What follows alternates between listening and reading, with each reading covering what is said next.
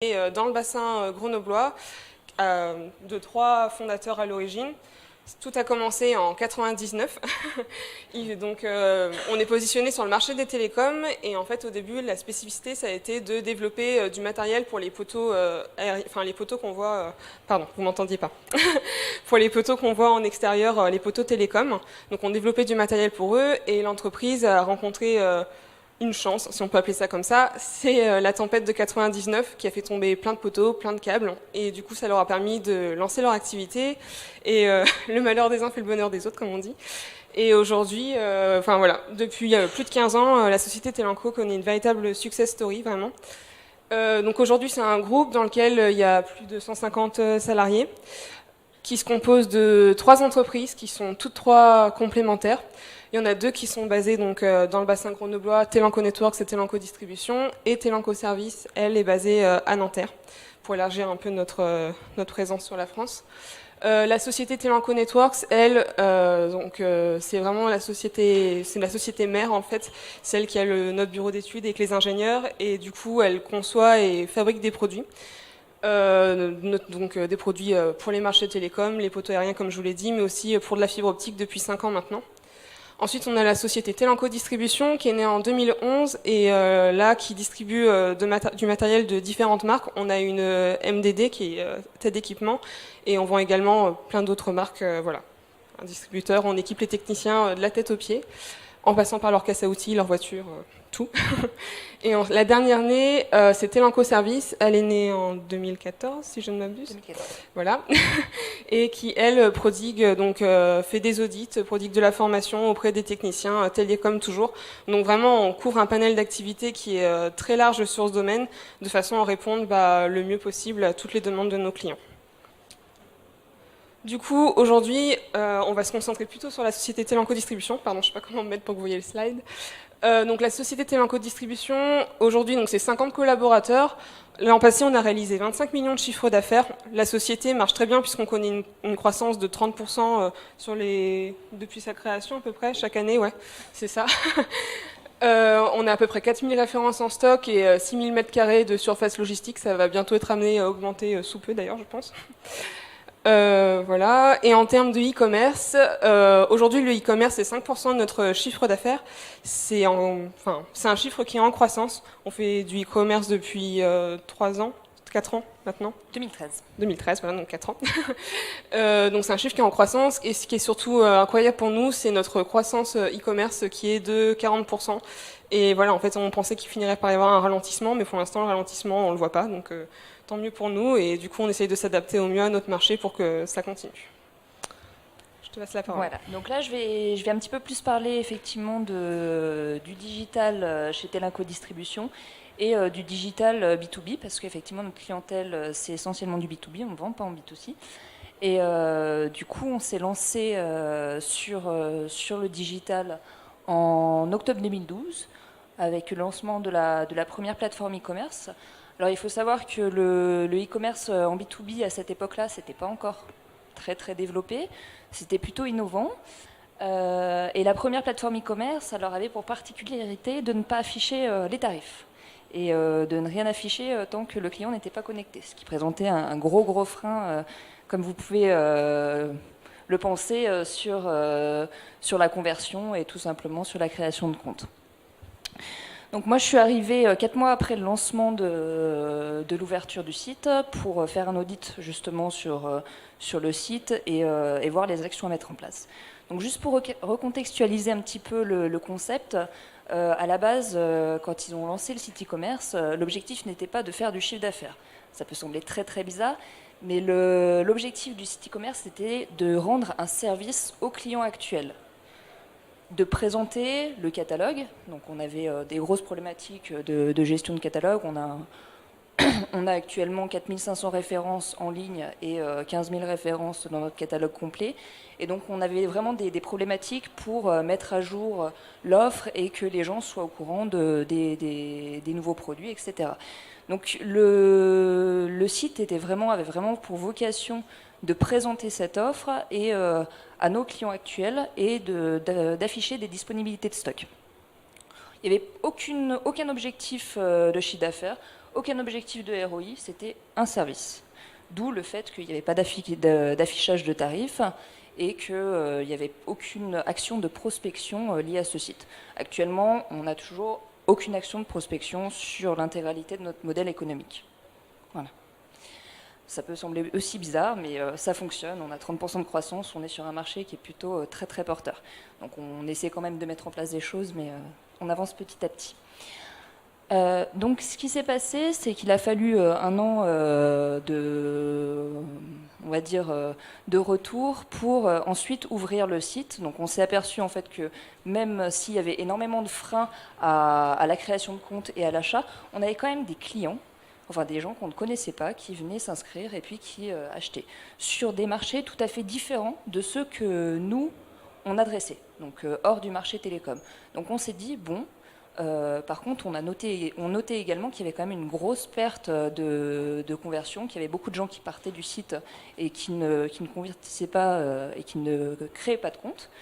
Du coup, on a ouvert le site, en affichant les tarifs et en automatisant les ouvertures de compte qui jusque-là étaient validées manuellement. Donc ça a été vraiment une grosse étape parce que c'est devenu un vrai site e-commerce. En 2014, on a commencé à réfléchir là, SEO, web marketing, et puis à mettre en place des leviers d'acquisition. Alors tout à l'heure, j'ai dit qu'on ne faisait pas spécialement de prospection, ça c'est, on va dire, pour la partie non-e-commerce de notre activité. Pour la partie e-commerce, on a quand même essayé de mettre en place justement des leviers d'acquisition, web marketing via du SEO et du SIA, et puis d'optimiser le site petit à petit. En avril 2015, suite à la demande d'un de nos gros clients opérateurs national sur le marché des télécoms, on a mis en ligne un outil de e-procurement. Donc c'est-à-dire qu'on est parti de notre site e-commerce et on a développé un outil complètement adapté à nos clients grands comptes qui permet justement d'adresser des problématiques B2B des clients multi-agences. Donc que j'expliquerai un petit peu après. Et en janvier 2016, on a migré notre site e-commerce sur la même plateforme que l'e-procurement afin de mutualiser la gestion notamment de la base de données articles. Et puis pour donner un petit coup de frais à notre site e-commerce qui était en perte, pas en perte de souffle parce qu'il avait quand même beaucoup de croissance dessus, mais on constatait qu'il y avait quand même beaucoup de problèmes de conversion et des fonctionnalités manquantes. Donc on a migré sur une nouvelle plateforme, ce qui a été plutôt un vrai succès parce qu'en termes de taux de conversion, on a doublé le taux de conversion. Et ça nous a conforté, on va dire, dans cette démarche-là. Et en mai 2017, donc ce mois-ci, on a ouvert notre premier e-shop pour l'agence de Téléco Réunion. Donc on est dans une logique d'ouverture à l'international, notamment par la mise en place d'un réseau d'agences accompagnées d'e-shop, que j'expliquerai un petit peu après. Donc l'objectif aujourd'hui, c'est de vous parler de qu'est-ce que c'est être un e-commerçant B2B. Être un e-commerçant B2B, c'est vraiment, on part du B2C, il y a des choses qui se recoupent, et il y a des choses qui sont totalement différentes et à prendre en compte. Et tout ça se base autour du fait qu'un client n'est pas un particulier, mais bien une société. Et tout tourne autour de ce fait-là, qui va impacter un certain nombre de choses, notamment en termes de comportement, mais aussi en termes d'obligations, et puis en termes administratifs. Donc d'abord, la première partie, c'est le discours.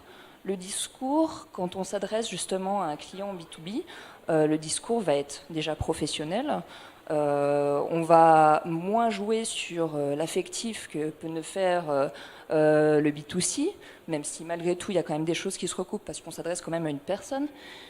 Et on s'adresse potentiellement également à plusieurs interlocuteurs, c'est-à-dire qu'on va avoir des profils prescripteurs, on va avoir des profils utilisateurs et des profils décisionnaires. Donc ça rejoint aussi la partie du circuit d'achat complexe qui fait que pour un client, on va avoir X interlocuteurs avec chacun on va dire des fonctions différentes. Et au final, nous, on n'a pas forcément connaissance de celui qui clique sur le bouton valider à la fin. On le sait, mais on ne sait pas qui est derrière la décision. Le panier moyen, également. Alors ça peut paraître être une problématique pas forcément très importante, tant mieux si le panier moyen il est plus important. Mais alors sur notre premier site e-commerce, on a découvert que la solution qu'on utilisait ne prenait pas en compte les commandes au-dessus de 1 000 € dans les statistiques. Donc on a mis 4 ou 5 mois avant de comprendre le problème, d'où venait le problème. Et effectivement, les commandes de 1 000 € sortaient de nos statistiques, donc on avait des statistiques absolument faussées, et ça nous perturbait un petit peu. Voilà, donc c'est une problématique, on va dire, un petit peu technique, pas forcément importante, mais le panier moyen, également, ça implique des moyens de paiement qui sont un petit peu différents. Donc déjà, en B2B, les clients ont l'habitude de payer soit après, soit via virement.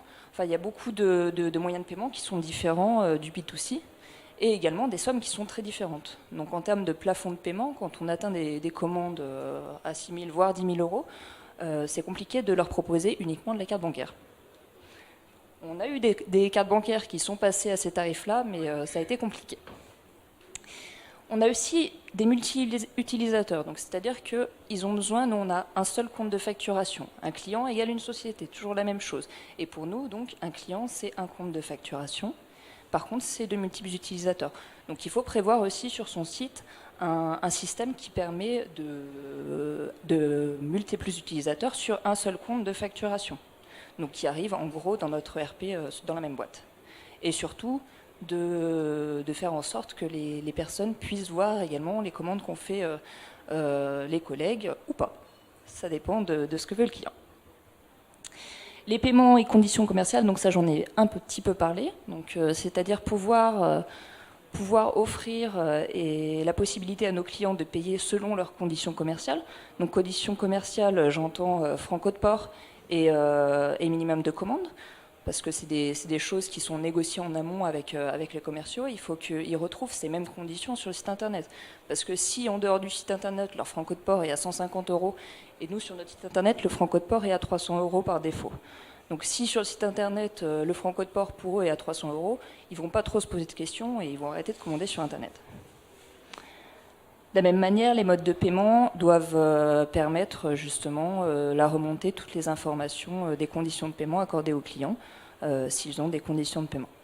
Donc il y a une vraie liaison également entre le RP et le site internet pour la remontée d'informations clients, notamment sur ces aspects-là. Le circuit d'achat complexe, j'en ai parlé. J'en ai parlé dans le sens où on a effectivement différentes cibles, différents utilisateurs. Il y a quelque chose d'autre qui va intégrer dans le circuit d'achat complexe, c'est-à-dire qu'au sein d'une société, on va avoir plusieurs niveaux de validation. La personne qui va consulter les produits, qui va être utilisatrice du site, ne va pas forcément être la personne qui en fait a même de prendre la décision d'achat. Donc potentiellement, c'est un circuit d'achat qui va se faire en plusieurs fois. La personne va se connecter, va demander un devis, ou va s'éditer un devis elle-même, et va devoir ensuite aller la faire valider au sein de son service achat avant de pouvoir passer la commande. Donc il y a effectivement des circuits d'achat qui sont souvent un peu plus longs. On a assez peu d'achats impulsifs sur notre site internet, et donc c'est vraiment des achats un petit peu sur la durée. Au niveau des taxes et de la facturation, quand on s'adresse à du B2C, c'est des choses qu'on prend en compte. En B2B, c'est, on va dire, encore plus complexe, parce qu'en termes de facturation, on va avoir des clients qui vont nous demander de faire de l'EDI, on va avoir des clients qui vont nous demander d'envoyer 3 factures par courrier, on va avoir un nombre incalculable de cas différents, et il faut s'adapter. Il faut également prendre en compte le fait que quand on s'adresse à des professionnels, on affiche un tarif hors taxe, et pas un tarif TTC, parce que le client professionnel, le tarif TTC, pour lui, ça ne veut rien dire. Et on le fait payer par contre un prix TTC pour ensuite lui refacturer un prix TTC. L'accompagnement, donc les clients B2B, même si ce sont des clients qui ont une expertise plus forte que des clients B2C, vont quand même avoir besoin, notamment dans l'achat Internet, d'être rassurés. Donc ils n'achètent pas pour eux, ils ne s'engagent pas eux, ils engagent leur société. Donc il y a un niveau de responsabilité supplémentaire. Et du coup, ils ont besoin d'être rassurés sur la sécurisation du paiement, sur être certain que le produit est le bon, etc. Et malgré tout, même si on est dans un monde de plus en plus digital, en B2B, les habitudes d'achat sont un petit peu en retard par rapport au B2C. Et l'achat sur Internet n'est pas encore, on va dire, élargi de partout et pas toutes les sociétés ont l'habitude de le faire. Donc il y a un fort besoin d'accompagnement. Et du coup, nous, c'était important de garder cette relation et de pas que le site internet ne vienne pas en fait comme un obstacle, et vraiment de le présenter. Donc, il a été à l'origine présenté comme un service, et vraiment de le présenter comme un outil de communication, mais on garde les liens. Donc, l'idée, c'est que notre numéro est disponible sur l'intégralité du site internet. On affiche le nom des personnes, on donne les contacts clients, on donne les contacts SAV, etc. Sur l'intégralité du site internet, ils vont avoir un numéro de téléphone, ils savent vous joindre, et il y a des hotlines dédiées. Et la qualité de service. La qualité de service, alors on en a tous parlé, l'expérience utilisateur est très importante, la qualité, le ressenti utilisateur sur l'intégralité de son contact avec la société va être primordial. Et je dirais qu'en B2B, c'est encore plus primordial parce que les clients sont d'autant plus exigeants. Il y a des problématiques professionnelles derrière. Donc quand on doit livrer un chantier qui doit démarrer dans 2 jours, il faut que le produit il soit arrivé à temps. Si on s'engage sur des délais, il faut les respecter. Donc on a vraiment des problématiques de qualité de service à respecter parce qu'un client perdu en B2B, en termes de chiffre d'affaires, c'est 100 en B2C. C'est 100 clients perdus. Voilà. C'est à peu près la proportion en termes de volume d'affaires.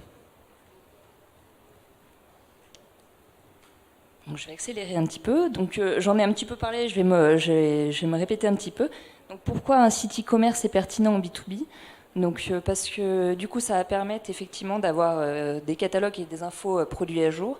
Alors je ne sais pas si vous avez l'image du commercial itinérant qui se balade avec sa petite mallette, avec les catalogues qui font à peu près ça d'épaisseur, et puis qui pose sur le bureau comme ça. Ça maintenant c'est fini. On a des catalogues internet qui sont à jour. Alors pour vous dire, en tout cas en termes de catalogue papier, on en a quand même un, évidemment, parce qu'il y a quand même des gens qui sont quand même restés à l'ancienne et qui ont besoin d'avoir un support papier. Par contre, en termes de mise à jour, on en a fait un en 2011. La deuxième édition, ça a été en 2016. Il nous faut à peu près ce laps de temps pour pouvoir mettre à jour un catalogue papier. Alors qu'un catalogue internet, les nouveaux produits ils sont ajoutés quotidiennement et les informations produits sont mises à jour également quotidiennement. Également, un site e-commerce est pertinent B2B parce que ça permet d'afficher des tarifs personnalisés. Donc j'en ai pas parlé effectivement dans les conditions commerciales parce que ça me paraissait évident dans mon esprit, mais effectivement quand un client, une société se connecte sur un site e-commerce, il a besoin d'avoir ces tarifs. Donc on a des tarifs qui sont personnalisés en fonction des clients, des tarifs négociés, et les clients ont besoin d'avoir accès à ces tarifs négociés. La visualisation des stocks, alors ça, je dirais même que c'est le point le plus important. C'est principalement ce pourquoi les clients se connectent sur notre site et le consultent. Même ceux qui n'achètent pas, on a à peu près, je dirais, 90% de nos clients qui vont consulter régulièrement le site internet avant de faire leur commande, même s'ils ne la font pas, sur le site pour voir si le produit est en stock. Parce qu'il y a des vraies problématiques de livraison express et de chantier qui commencent, etc. L'historique des commandes et des factures, bon, ça on est sur la même problématique que le B2C, en sachant que en B2B, la facturation, le fait d'avoir les factures en ligne, pour la plupart de nos clients, ça permet d'éviter de l'archivage et du coup d'avoir vraiment une digitalisation de cette partie-là. Et également, ça peut sembler un petit peu difficile à comprendre pourquoi en B2B la possibilité de passer une commande 24h24, 7 jours sur 7, c'est important, mais on s'adresse à des catégories de clients qui sont sur des chantiers toute la journée, et quand ils sont sur des chantiers, ils n'ont pas le temps de passer des commandes. Donc eux, on a une recrudescence des commandes qui sont passées le week-end et le soir tard. Et ça, c'est des profils qui deviennent de plus en plus fréquents, d'autant que je pense que, je ne sais plus si c'est à la plénière d'ouverture ou c'était la conférence de ce matin de Nextdoor, où une petite question a été posée dans l'Assemblée pour savoir qui n'avait jamais travaillé à la maison. Donc je pense que la réponse est assez évidente et du coup on se retrouve dans cette problématique-là. Donc c'est pour ça qu'en fait nous, ce service qui est devenu, on va dire, un vrai site e-commerce et un levier d'acquisition, est devenu aussi un canal de vente à part entière. Donc voilà, donc comme Chloé vous a bien retracé l'historique de notre site internet, avec ses diverses fonctionnalités, qu'est-ce qui font que ce site e-commerce est spécifiquement dédié au B2B. Ce qui a toujours été la force de la société Telenco Distribution, en plus d'être relativement innovante sur ses produits, c'est vraiment sa qualité de service. C'est-à-dire que nous, voilà, notre positionnement et notre moyen de différenciation par rapport à nos concurrents, c'est vraiment la qualité de service qu'on veut leur prodiguer par l'humanisation, par des services innovants comme le site e-commerce, même si ça peut paraître banal dans une journée comme celle-là. Et donc voilà, aujourd'hui on s'inscrit dans une stratégie multicanale où on conserve des canaux de vente, on va dire, classiques en B2B, c'est-à-dire qu'on a une force de vente qui est présente encore sur le terrain, qui va visiter nos grands comptes, qui se promène toujours avec un catalogue, qui ne fait pas ça, mais ça on a essayé de l'alléger un peu quand même. On a également donc notre force de vente sédentaire, les clients ils continuent toujours à appeler pour avoir des informations sur leurs commandes, réaliser des demandes de devis, etc. Mais voilà, on a essayé d'être innovant, donc avec ce site e-commerce et diverses solutions digitales qu'on a essayé d'adapter à chacun de nos clients, c'est ce que je vais vous montrer après. Et on est également en train de mettre en place un système d'agence showroom pour répondre à une nouvelle typologie de clients et faire la démo de nos produits pour vraiment garder ce contact humain avec nos clients. En termes de segmentation. Aujourd'hui, ce qu'on a pu observer, si vous voulez, au début, avant qu'on ait le site e-commerce, nos principaux clients, c'était les deux derniers types. C'était ceux de 20 à 50 salariés et ceux de plus de 200 salariés. Forcément, notre force de vente sur le terrain, comme notre force de vente sédentaire, ils s'intéressaient qu'aux clients avec un fort potentiel d'achat. Et ils s'intéressaient pas vraiment aux petits clients qui, finalement, allaient rapporter peu de chiffres et c'est pas eux qui allaient faire bondir l'entreprise, si vous voulez. Et en fait, ce qui est intéressant, c'est qu'avec notre site e-commerce, qui, donc, comme Chloé l'a dit, est devenu un véritable canal de vente, on a pu conquérir de nouveaux clients, des clients qu'on ne s'imaginait pas atteindre avant. Et ces clients, on s'aperçoit qu'ils ont un profil totalement différent. Là, pour le coup, ce sont de toutes petites entreprises. Donc, la plupart du temps, les gens qui achètent sur le web, c'est des entreprises de moins de 20 salariés. Très, très souvent aussi, ce sont des auto-entrepreneurs ou des personnes, des entreprises de 1 à 5 personnes. Donc en termes de segmentation aujourd'hui, on a organisé notre stratégie digitale sur un double découpage. Donc on a un découpage par rapport à la taille de l'entreprise et son activité. Bon là globalement on est sur des activités télécom. Et on a également un découpage par rapport à la composition du circuit d'achat, qui est un élément vraiment extrêmement important en B2B, parce que comme vous l'a dit Chloé tout à l'heure, on peut avoir plusieurs acteurs qui viennent prendre part à la décision d'achat en B2B. Donc dans une petite boîte c'est simple, on a un seul décideur, un peu comme c'est quasiment le même modèle qu'en B2C. Et par contre, plus la taille de l'entreprise grandit, plus le circuit d'achat se complexifie. On peut avoir 2, 3 acteurs dans la décision d'achat, et même dans les très grosses structures, parfois on a plus de 3 acteurs dans la décision d'achat, ce qui rend vraiment les circuits d'achat très complexes et ce qui rend encore plus difficile le fait d'adapter un outil digital à ces structures d'achat-là en fait. Donc ça a été notre challenge. On a essayé de trouver des solutions et je vais vous les présenter rapidement. Donc le premier cas, comme je vous l'ai dit, c'est le cas facile, c'est les petites entreprises. Donc eux, ils utilisent notre site e-commerce de façon, on va dire, normale, presque comme un client B2C. Ils en utilisent toutes les fonctionnalités, ils passent leurs commandes en ligne, ils y font leurs demandes de devis. Ils peuvent également suivre leurs commandes, voir où est-ce qu'elle en est arrivée, pas arrivée. Ils peuvent également donc retrouver leurs bons de livraison et leurs factures en ligne pour les télécharger. Ça permet d'avoir un archivage digital. Ils peuvent également, on s'est un peu inspiré du B2C aussi, avec notamment des listes d'achats, comme on peut le voir par exemple avec le Drive, où quand on passe ses commandes sur le Drive, on a souvent notre panier de préenregistré. On a souhaité proposer la même chose au B2B, dans le sens où on s'est aperçu que finalement un technicien c'est un peu pareil. Je vais raconter des trucs bateaux, mais il a toujours du scotch sur lui, des vis, il y a des choses qui sont vraiment récurrentes, et c'est bien d'avoir une liste d'achats pour avoir ces produits qu'on puisse tout ajouter à son panier en un clic, quoi. Ça leur fait gagner du temps. Parce que voilà, en B2B aussi, c'est ça, c'est que le temps, c'est de l'argent. Donc, il faut faire en sorte que les clients ne perdent pas de temps sur notre site. Et nous, une de nos priorités, ça a été vraiment de respecter la règle des 3 clics et de faire en sorte que tout soit accessible très facilement pour nos clients.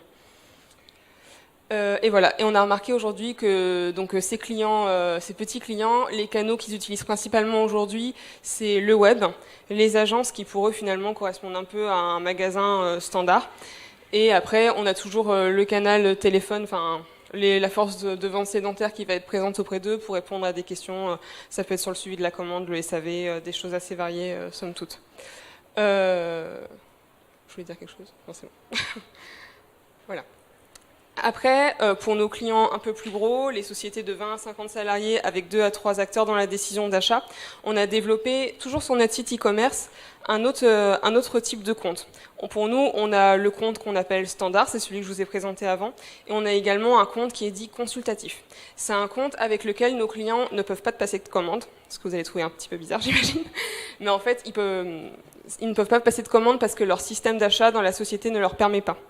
Au niveau de leur comptabilité, tout ça c'est quelque chose qui n'est pas gérable pour eux. Du coup, on leur donne un accès à notre site internet pour qu'ils aient néanmoins une visibilité sur leur prix, car comme vous l'a dit Chloé tout à l'heure, les tarifs sont personnalisés. Donc s'ils ont eu des tarifs négociés avec des réductions, en se connectant, automatiquement leurs tarifs seront mis à jour. De la même façon, en ayant cet accès au site internet, ils peuvent également voir la disponibilité des produits. Et d'autres plus-values qu'on a voulu ajouter, c'est qu'ils peuvent également télécharger toute la documentation technique qui est liée à nos produits directement en ligne. Et enfin, on essaie de plus en plus de mettre en place des guides de choix, des conseils d'experts, pour vraiment montrer qu'on n'est pas seulement un retailer, un banal retailer, qu'on est aussi une entreprise qui avons une véritable expertise télécom, qu'on sait de quoi on parle et qu'on a une plus-value à ajouter à notre activité. Et également, voilà, donc ces personnes-là, sur le site principalement, ils vont réaliser leur demande de devis. Donc automatiquement, la demande de devis est transférée au commercial qui correspond à leur région, pardon. Et ils peuvent également faire leur retour sur SAV, qualité, tout ça.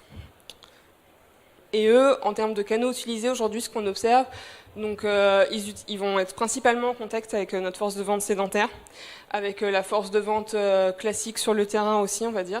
Il y a le web, du coup, qui est un média grandissant pour eux. On observe de plus en plus de demandes de la part de nos clients pour avoir un accès à notre site internet. Donc ça, c'est plutôt positif. On espère qu'un jour, ils pourront aussi commander. Et enfin, on a le canal agence qui est encore marginal, mais qu'on va essayer de démocratiser auprès de cette cible-là. Oui, je vous en prie. Oui, tout à fait. En fait, dans le site internet, il y a un système qui permet de voir par rapport au département dans lequel est localisé le client, on retransfère sa demande directement au bon commercial, enfin à qui cette zone est affectée en fait. Et enfin, pour nos clients grands comptes, vraiment les grosses sociétés de plus de 200 salariés, comme l'a dit Chloé tout à l'heure, on a développé un outil de e-procurement sur lequel ils ont donc un catalogue dédié, un catalogue qui correspond donc vraiment aux tarifs qu'ils ont pu négocier avec notre société. Et également, ils vont avoir toute une interface personnalisée avec différents profils utilisateurs qui vont permettre, enfin, ces différents profils d'utilisateurs vont permettre de cibler si ces personnes sont des prescripteurs, sont des décideurs, et on va pouvoir avoir plusieurs niveaux de validation intégrés dans l'outil directement. Ce qui fait que de cette façon, en fait, on a pu permettre à des clients grands comptes avec des circuits d'achat très complexes dans lesquels il y a souvent au moins 3 acteurs dans la décision d'achat, on a pu leur permettre de passer commande en ligne grâce à ces différents profils utilisateurs. Donc on a une personne, en général le technicien, qui va réaliser la demande initiale. Tiens, il me faudrait une caisse à outils, on va rester sur un truc basique. Il en fait la demande à son conducteur de travaux. Conducteur de travaux, il voit pour passer la commande, et cette commande, il a fait valider par son contrôleur de gestion. Et nous, on a réussi à retranscrire tout ce système et tout ce circuit d'achat dans notre outil, en fait. Oui, je vous en prie.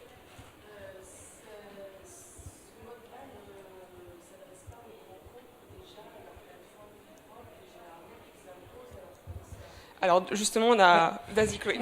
Alors du coup, en fait, cet outil-là, il est un petit peu spécifique, il s'adapte à chaque client. On a un mode, effectivement, on a un client grand compte qui va l'utiliser dans sa version complète. L'avantage, c'est qu'on peut valider ou pas des briques. Et chez un autre compte grand compte, effectivement, qui utilise une plateforme achat interne, l'objectif c'était pas de se substituer, l'objectif c'était de travailler. Donc cet outil-là, on l'a intégré à leur SI achat directement, afin que eux puissent, quand ils se connectent à leur SI achat, être redirigés quand ils choisissent le catalogue sur l'outil, consulter le catalogue, réaliser leur panier, puis ensuite être rebasculés avec la bonne commande directement dans leur SI achat.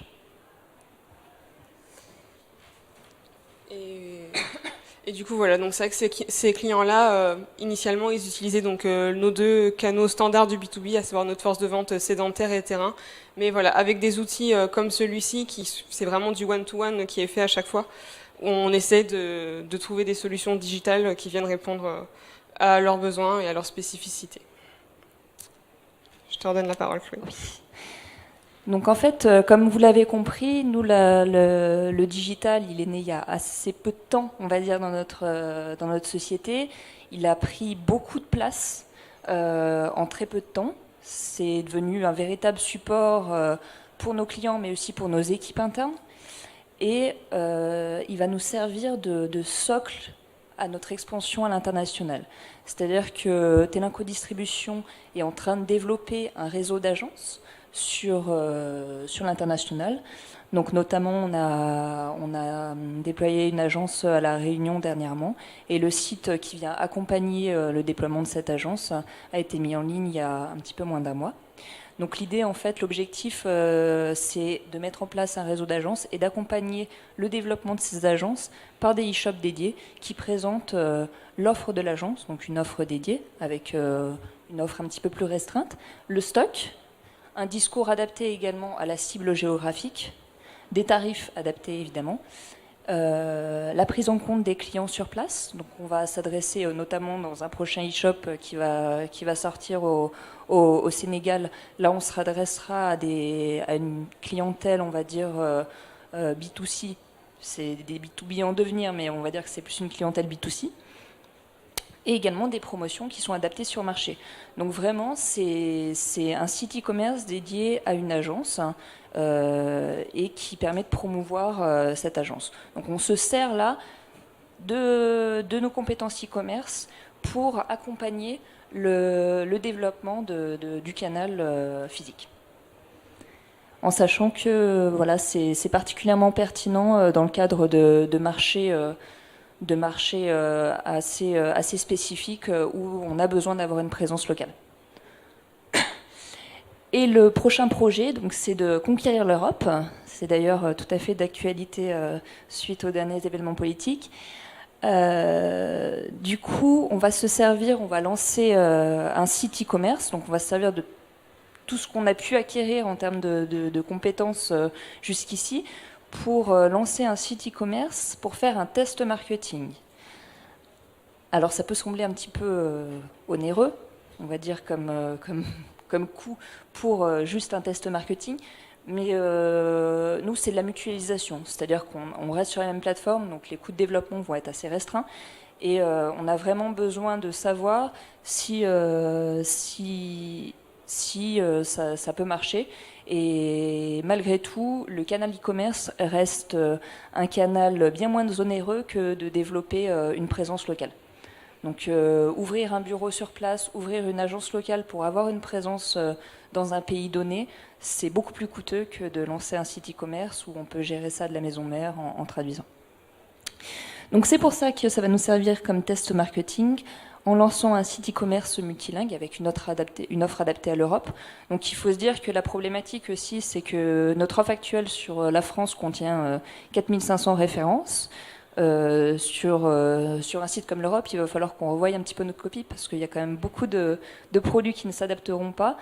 Et notamment, enfin, quelque chose de tout bête qui nous a été posé comme problématique, les prises électriques ne sont pas les mêmes partout dans les pays européens. Donc première problématique un peu bateau, mais auquel on n'avait pas forcément pensé à la base et qui s'est posée assez rapidement. Et du coup, l'idée, en fait, c'est de se servir de ce site, on va dire, qui aurait un panel un petit peu européen, pour découvrir quels sont les marchés porteurs, d'où le test marketing, et sur chaque marché porteur, après, voir s'il y a une opportunité d'ouvrir un réseau, là en l'occurrence, un réseau d'agences avec potentiellement un e-shop qui accompagnerait ça. Donc l'idée, effectivement, c'est d'utiliser le web, donc en canal de vente, comme canal de vente, on va dire précurseur, avant de mettre le budget nécessaire pour étaler les autres canaux de vente sur ces marchés-là.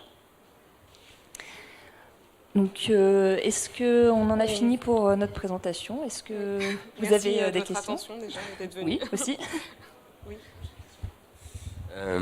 J'ai déjà vu cet exemple d'un e-commerce voilà, aussi taille PME, et il y avait une problématique, c'était vraiment l'articulation entre les commerciaux sur place et le site internet. C'est-à-dire que les commerciaux, ils étaient dans une logique de vente sur les objectifs, de dire ok, c'est moi qui génère la vente, et du coup ils voyaient un peu le site internet comme leur concurrence.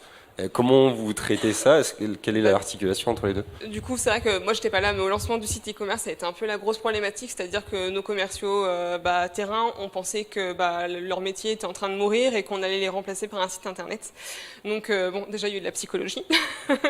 Et ensuite, on leur a expliqué ce qu'était le multicanal et le fait que, voilà, c'était juste un canal de vente en plus des autres et que ça allait en aucun cas venir, cannibaliser leur canal et détruire leur métier. Et un argument encore plus persuasif, ce qu'on a fait, c'est qu'on les a primés sur les ventes web de leur secteur. Donc c'est-à-dire qu'ils touchent de l'argent sur les ventes qui sont faites sur leur secteur. Ça les incite aussi à parler de notre site internet et à en faire la promotion lors de leur rendez-vous client. Super idée. Voilà. Super idée. Et j'ajouterais aussi que ce qui nous a aidés, c'est que les premiers ambassadeurs du site internet ont été les clients. Donc nous effectivement on a eu un discours en interne de rassurer, beaucoup de psychologie. Malgré tout ça n'a pas forcément porté ses fruits, soyons honnêtes. Et j'ai l'intime conviction que si maintenant les commerciaux se sont habitués et considèrent l'internet comme leur ami plutôt que leur ennemi, c'est parce que les clients ont vraiment été ambassadeurs, ont été demandeurs et ont vraiment on va dire apporter la voix de la bonne nouvelle auprès des commerciaux. Non mais voilà, on a vraiment eu la chance qu'il y ait un effet de bouche à oreille, boule de neige qui se soit enclenché et du coup c'est ce qui a fait connaître notre site, quoi. Voilà. Très bien. Est-ce qu'il y a d'autres questions?